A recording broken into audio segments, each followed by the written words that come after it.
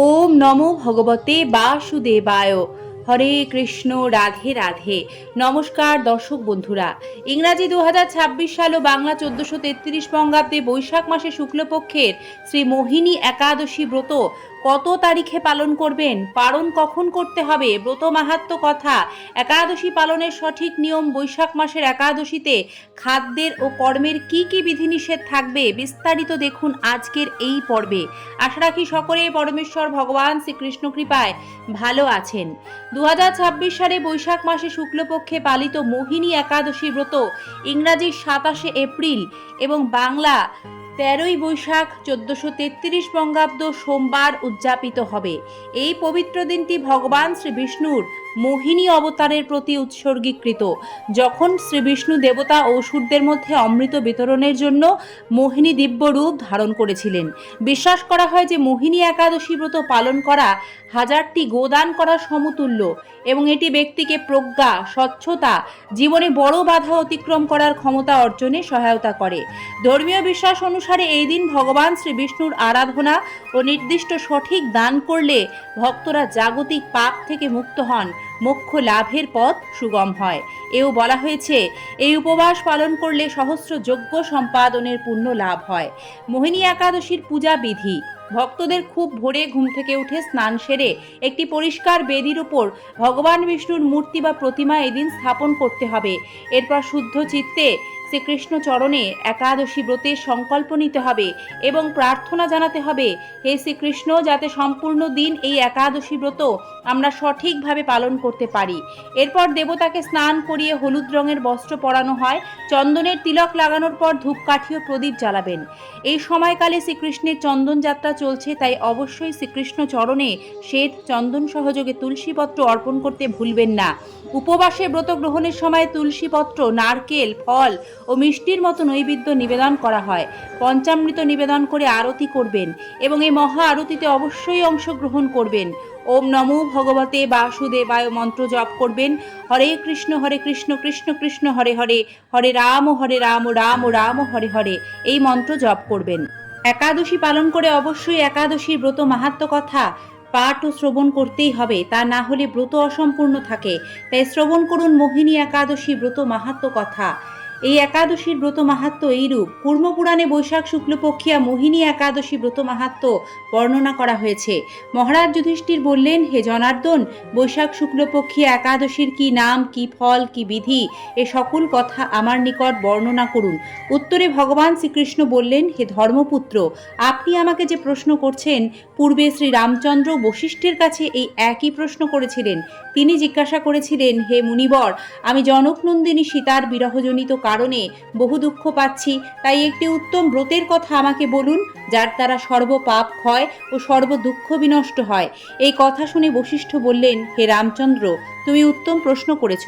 যদিও তোমার নাম গ্রহণেই মানুষ পবিত্র হয়ে থাকে, তবুও লোকের মঙ্গলের জন্য তোমার কাছে সর্বশ্রেষ্ঠ ও পরম পবিত্র একটি ব্রতের কথা বলছি। বৈশাখ মাসে শুক্লপক্ষিয়া একাদশী মোহিনী নামে প্রসিদ্ধ। এ ব্রতের প্রভাবে মানুষের সকল পাপ, দুঃখ ও মোহজাল অচিরেই বিনষ্ট হয়। তাই মানুষের উচিত সকল পাপ ক্ষয়কারী ও সকল দুঃখ বিনাশী এই একাদশী ব্রত পালন করা। একাগ্র চিত্তে তার মহিমা তুমি শ্রবণ করো। এই কথা শ্রবণ মাত্রেই সমস্ত পাপ বিনষ্ট হয়। বহু যুগ আগে পবিত্র সরস্বতী নদীর তীরে ভদ্রাবতী নামে সুন্দর নগরী ছিল। চন্দ্রবংশজাত ধৃতিমান নামে এক রাজা সেখানে রাজত্ব করতেন। সেই নগরীতেই ধনপাল নামে এক বৈশ্য বাস করতেন। তিনি ছিলেন পুণ্যকর্মা ও সমৃদ্ধশালী ব্যক্তি। তিনি নলকূপ, জলাশয়, উদ্যান, মঠ ও গৃহ ইত্যাদি নির্মাণ করে দিতেন। তিনি ছিলেন বিষ্ণু ভক্তি পরায়ণ ও শান্ত প্রকৃতির মানুষ। সুমনা, দ্যুতিমান, মেধাবী, সুকৃতি ও ধৃষ্টবুদ্ধি নামে তার 5 জন পুত্র ছিল। পঞ্চম পুত্র ধৃষ্টবুদ্ধি ছিলেন অতি অত্যাচারী। তিনি সর্বদা পাপ কার্যে লিপ্ত থাকতেন।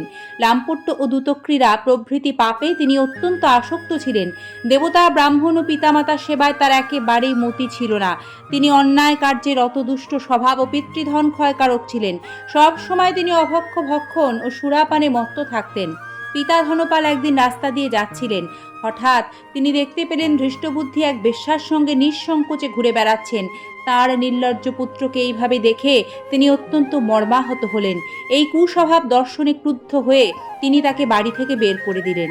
তার আত্মীয় স্বজনও তাকে পরিত্যাগ করলেন। তিনি তখন নিজের অলংকার বিক্রি করে জীবনযাপন করতেন। কিছুদিন এইভাবে চলার পর অর্থাভাব দেখা দিল। ধনহীন দেখে সেই বেশ্যারাও তাকে ত্যাগ করলেন।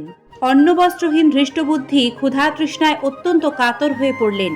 অবশেষে নিজের রাজ্যেই তিনি চুরি করতে লাগলেন। একদিন রাজপ্রহরী তাকে বন্দি করলেন, কিন্তু পিতার সম্মানার্থে তাকে মুক্ত করে দিলেন।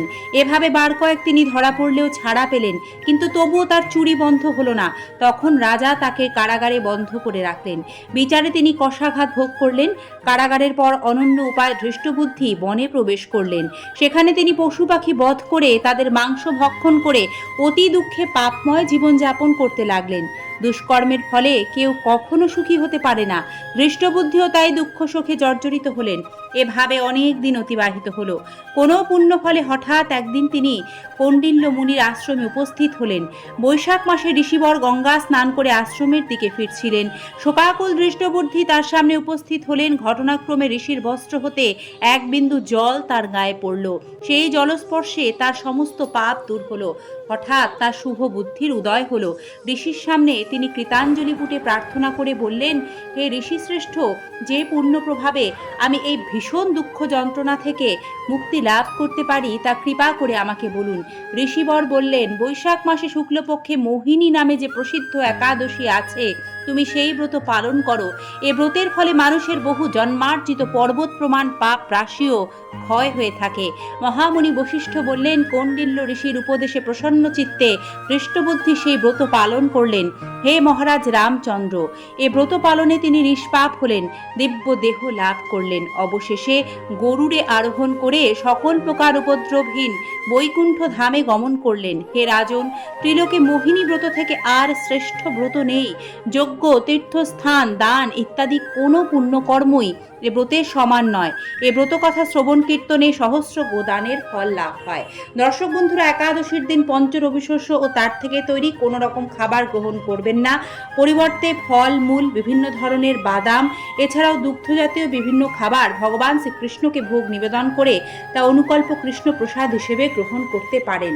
একাদশীর পরদিন নির্দিষ্ট সময়ে ভগবানকে পঞ্চরবিশস্য নিবেদন করে একাদশীর ফল ভগবানের শ্রীচরণে সমর্পণ করে একাদশীর পারণ মন্ত্র, যা হলো অজ্ঞানতিমিরান্ধস্য ব্রতে নানেন কেশব প্রসীদ সুমুখ নাথ জ্ঞান দৃষ্টি প্রদম হব, এই মন্ত্র বলে ভোগ নিবেদন করে সব শেষে সে ভোগ কৃষ্ণ প্রসাদ হিসেবে গ্রহণ করবেন এবং একাদশী ব্রত পূর্ণরূপে সমাপন করবেন। মোহিনী একাদশী 2026-এর পালন করতে হবে ইংরাজি 28শে এপ্রিল মঙ্গলবার ভোর 5:06 থেকে সকাল 9:24 মধ্যে। যেহেতু এটি বৈশাখ মাসের একাদশী, বৈশাখ মাসে প্রত্যেক দিন তুলসী গাছে জলের ধারা দেওয়া হয়, তাই এই একাদশীর দিনেও আপনারা তুলসী মহারানীকে জলের ধারা ভক্তিভাবে প্রদান করবেন। এতে হরি কৃপা লাভ হবে। একাদশীর দিন স্ত্রী সহবাস, মিথ্যাচার, দুরাচারী, ক্রোধ সম্পূর্ণরূপে নিষিদ্ধ। ক্ষৌরকর্ম করতে নেই, অর্থাৎ নখ চুল দাড়ি কাটবেন না। রক্তপাত যাতে না হয় একাদশীর দিন ভীষণভাবে সতর্ক থাকবেন। কোনো রকম প্রসাধনী একাদশীর দিন ব্যবহার করা যায় না। শ্রীকৃষ্ণ ভক্তি লাভ, হরিচরণে পূর্ণ সমর্পণই হলো যে কোনো একাদশী ব্রতের মুখ্য উদ্দেশ্য। জয় মোহিনী একাদশী কি জয়। জয় শ্রীকৃষ্ণ। রাধে রাধে।